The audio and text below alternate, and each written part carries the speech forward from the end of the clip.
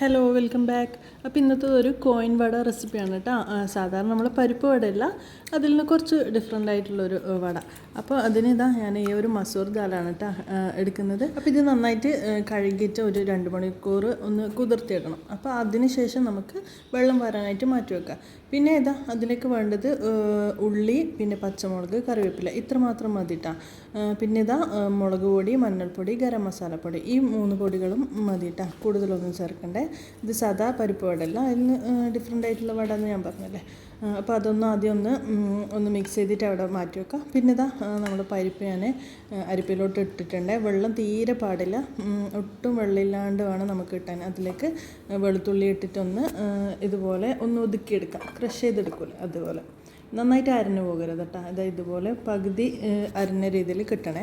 അപ്പോൾ അതും കൂടി ഇട്ടിട്ട് നന്നായിട്ട് തന്നെ മിക്സ് ചെയ്തെടുക്കാം. അപ്പോൾ ആവശ്യത്തിനുള്ള ഉപ്പൊക്കെ ചേർത്തിട്ട് നന്നായിട്ട് മിക്സ് ചെയ്തിട്ട് ഒരു 10-15 മിനിറ്റ് ഒന്ന് മാറ്റി വെക്കാം. ഇനി ഈ പരിപ്പടൊക്കെ നമ്മൾ സാധാരണ പരിപ്പട ഉണ്ടാക്കുന്നതിലും നല്ല ഡിഫറൻസ് ഉണ്ട് കേട്ടോ. ടേസ്റ്റിനായാലും ആ ഒരു ടെക്സ്ചറിനായാലും ഒക്കെ നല്ല ഡിഫറൻസ് ഉണ്ട്. നോമ്പിന് 30 ദിവസം നമുക്ക് ഈ ഒരു പരിപ്പടി ഇല്ലാണ്ടാവില്ല കേട്ടോ.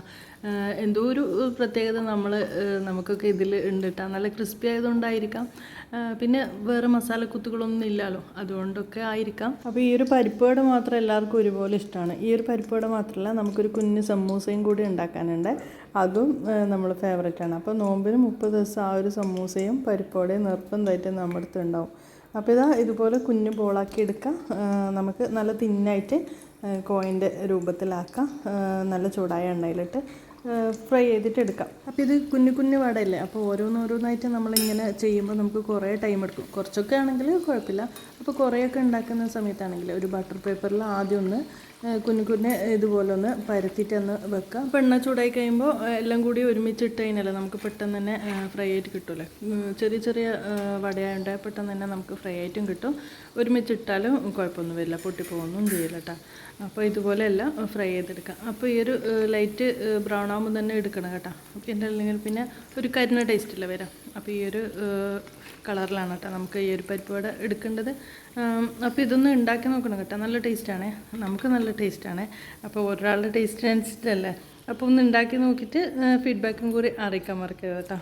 പിന്നെ എന്തായാലും ഫ്ലോപ്പ് ആവുന്നില്ല, നല്ല രസമാണ്. നല്ല ക്രിസ്പി ആയിട്ട് കഴിക്കാൻ ഇഷ്ടമുള്ളവർക്ക് എന്തായാലും ഇഷ്ടപ്പെടും, ഉറപ്പാണ്. അപ്പോൾ ഉണ്ടാക്കി നോക്കിയിട്ട് ഫീഡ്ബാക്കും കൂടി അറിയിക്കാൻ മറക്കരുത് കേട്ടോ. അപ്പോൾ അടുത്ത വീഡിയോ ആയി കാണുന്നവരേക്കും ബൈ.